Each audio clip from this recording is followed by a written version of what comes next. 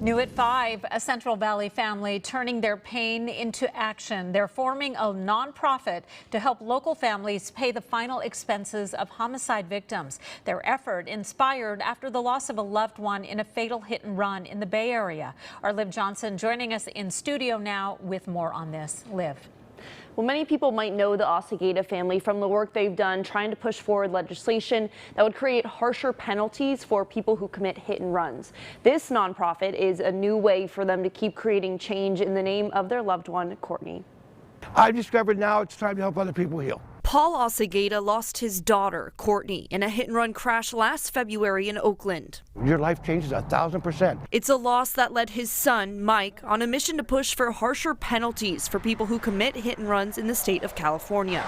And now they're on a new mission, creating a nonprofit that will help families of homicide victims pay for funeral costs, hospital bills, grief counseling, and more. And you're trying to grieve and you're trying to process and you're trying to deal with all the emotion of all that, and you have all these other things that you have to do.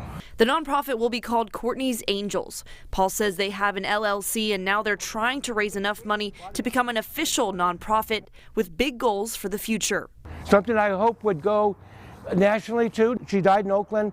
This concept, I worked with the Oakland PD and Oakland people. They say we would love to have it because it's something they could really use too. So if the model works here, hopefully it'll go somewhere else. Since the nonprofit helps the families of victims of both homicides and fatal hit and runs, many families might stand to benefit, as there were 4 fatal hit and run crashes in just the first 6 weeks of 2022. You don't really think about, oh, well, if someone dies tragically, what am I going to do? You don't really plan for that. It was a good way to honor my sister to sort of, create that playbook, that way to help people go through that situation.